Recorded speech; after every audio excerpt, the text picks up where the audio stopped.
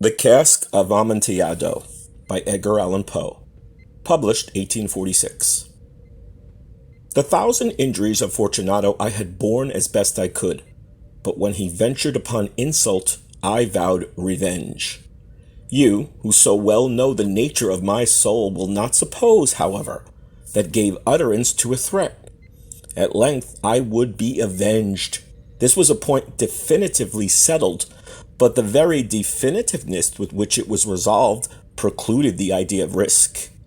I must not only punish, but punish with impunity.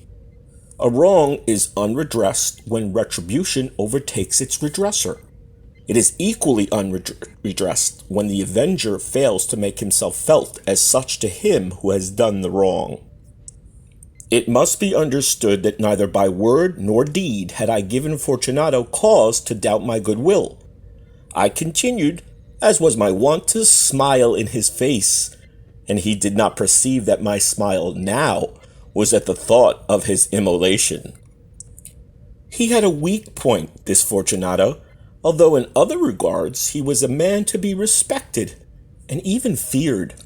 He prided himself on his connoisseurship in wine. Few Italians have the true virtuoso spirit. For the most part, their enthusiasm is adopted to suit the time and opportunity, to practice imposture upon the British and Austrian millionaires. In painting and gemmery, Fortunato, like his countrymen, was a quack, but in the matter of old wines he was sincere. In this respect I did not differ from him materially. I was skillful in the Italian vintages myself, and bought largely whenever I could. It was about dusk one evening during the supreme madness of the carnival season that I encountered my friend. He accosted me with excessive warmth, for he had been drinking far too much. The man wore motley. He had on a tight-fitting, party-striped dress, and his head was surmounted by the conical cap and bells. I was so pleased to see him that I thought I should never have done wringing his hand. I said to him, "My dear Fortunato, you are luckily met. How remarkable well you are looking today. But I have perceived a pipe of what passes for Amontillado, and I have my doubts." "How?" said he. "Amontillado? A pipe? Impossible! In the middle of the carnival?" "I have my doubts," I replied, "and I was silly enough to pay the full Amontillado price, without consulting you in the matter. You were not to be found, and I was fearful of losing a bargain." "Amontillado? I have my doubts. Amontillado? And I must satisfy them. Amontillado. As you are engaged, and I am on my way to Lucrezi. If anyone has a critical turn, it is he. He will tell me, 'Lucrezi cannot tell Amontillado from sherry.' And yet some fools will have it that his taste is a match for your own. Come, let us go. Whither?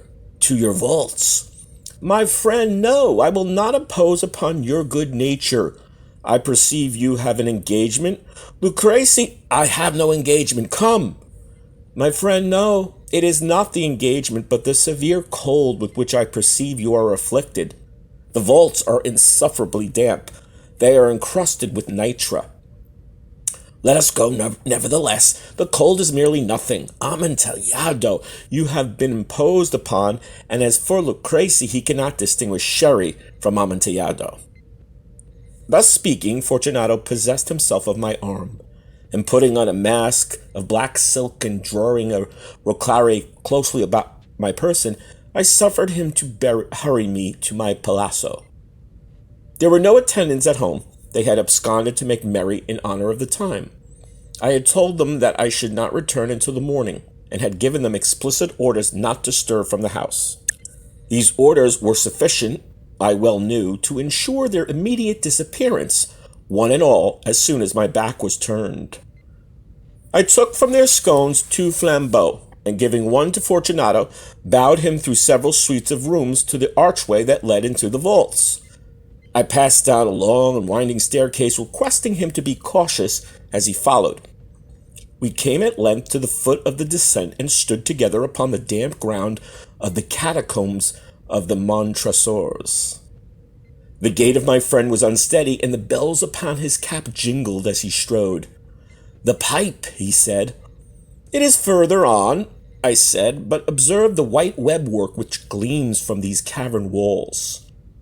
He turned towards me and looked into my eyes with two filmy orbs that distilled the rheum of intoxication. "Nitri?" he asked at length.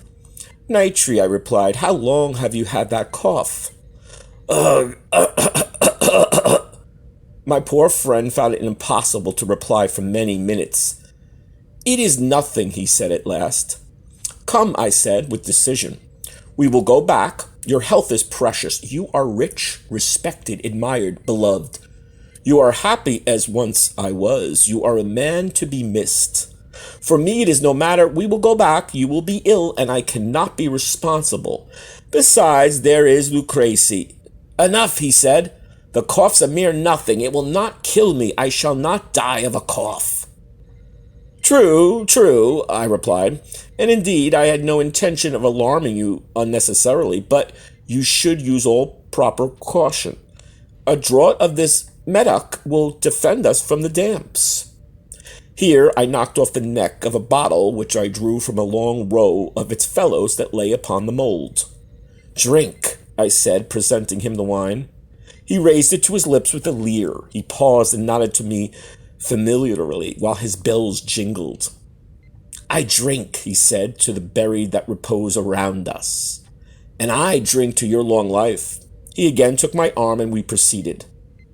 "These vaults," he said, "are extensive." "The Montressors," I replied, "were a great and numerous family. I forget your arms."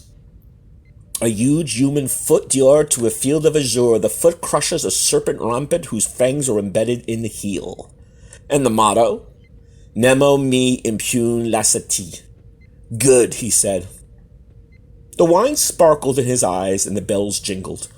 My own fancy grew warm with the medoc. We had passed through long walls of piled skeletons, with casks and puncheons intermingling, into the inmost recesses of the catacombs. I paused again, and this time I made bold to seize Fortunato by an arm above the elbow. "The nitre," I said. "See, it increases.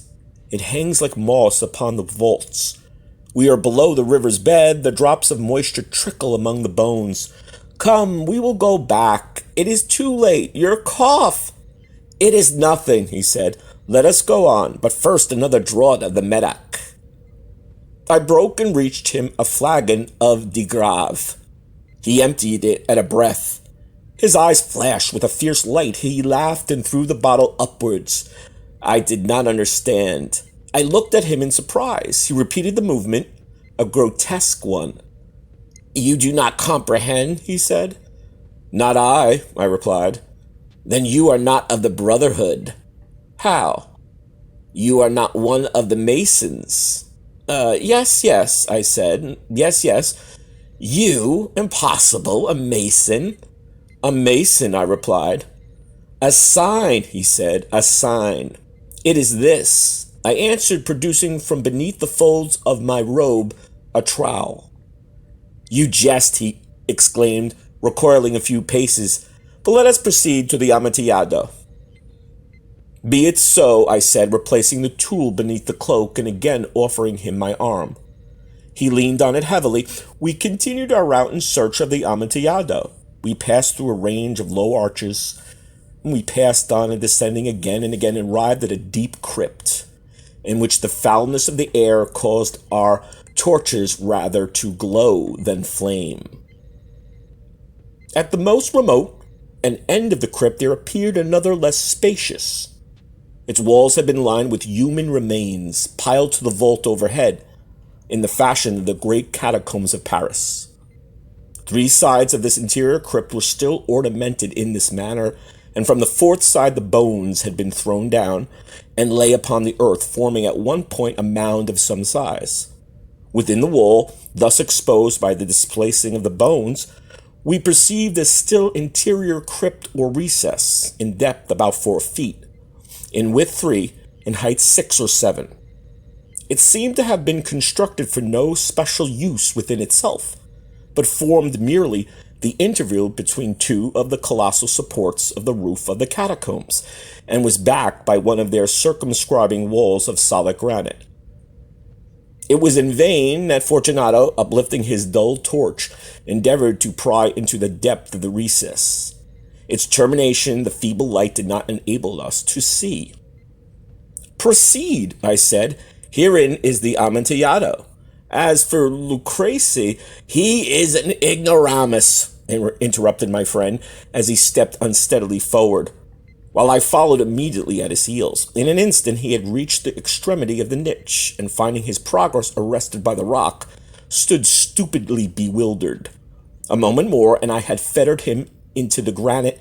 In its surface were two iron staples, distant from each other about 2 feet horizontally. From one of these descended a short chain, from the other a padlock. Throwing the links about his waist, it was but the work of a few seconds to secure it. He was too much astounded to resist. Withdrawing the key, I stepped back from the recess. "Pass your hand," I said, "over the wall. You cannot help feeling the nitre. Indeed, it is very damp. Once more, let me implore you to return. No? Then I must positively leave you. But I must first render you all the little attentions in my power." "The Amontillado!" ejaculated my friend, not yet recovered from his astonishment. "True," I replied, "the Amontillado." As I said these words, I busied myself among the pile of bones of which I have before spoken. Throwing them aside, I soon uncovered a quantity of building stone and mortar. With these materials, and with the aid of my trowel, I began vigorously to wall up the entrance of the niche. I had scarcely laid the first tier of the masonry when I discovered that the intoxication of Fortunato had in a great measure worn off. The earliest indications I had of this was a low moaning cry from the depth of the recess. It was not the cry of a drunken man. There was then a long and obstinate silence. I laid the second tier and the third and the fourth, and then I heard the furious vibrations of the chain. The noise lasted for several minutes, during which, that I might hearken to it with the more satisfaction, I ceased my labors and sat down upon the bones. When at last the clanking subsided, I resumed the trowel and finished without interruption the 5th, the 6th, and the 7th tier. The wall was now nearly upon a level with my breast. I again paused, and holding the torch over the mason work, threw a few feeble rays upon the figure within. A succession of loud and shrill screams bursted suddenly from the throat of the chained form, seemed to thrust me violently back. For a brief moment I hesitated, I trembled. Unsheathing my rapier, I began to grope with it about the recess, but the thought of an instant reassured me. I placed my hand upon the solid fabric of the catacombs, and I felt satisfied. I reapproached the wall. I replied to the yells of him who clamored. I re-echoed. I aided. I surpassed them in volume and in strength. I did this, and the clamor grew still. It was now midnight, and my task was drawing to a close. I had completed the 8th, the 9th, and the 10th tier. I had finished a portion of the last and the 11th. There remained but a single stone to be fitted and plastered in. I struggled with its weight. I placed it partially in its distended position, but now there came from out the niche a low laugh that erected the hairs upon my head. It was succeeded by a sad voice, which I had difficulty in recognizing as that of the noble Fortunato. The voice said, "Ha ha ha ha ha! A very good joke indeed, an excellent jest. We will have many a rich laugh about it at your palazzo. Ha ha ha! Over our wine." "The Amontillado," I said. "Yes, the Amontillado. But is it not getting late? Will they not be awaiting us at the palazzo, the Lady Fortunato and the rest? Let us be gone." "Yes," I said, "let us be gone." "For the love of God, Montressor!" "Yes," I said, "for the love of God." But to these words I hearkened in vain for a reply. I grew impatient. I called aloud, "Fortunato?" No answer. I called again, Fortunato! No answer still. I thrust the torch through the remaining aperture and let it fall within. There came forth in return only a jingling of the bells. My heart grew sick. It was the dampness of the catacombs that made it so. I hastened to make an end of my labor. I forced the last stone into its position. I plastered it up. Against the new masonry, I re-erected the old rampart of bones. For the half of a century, no mortal has disturbed them. In pace requiescat. The end.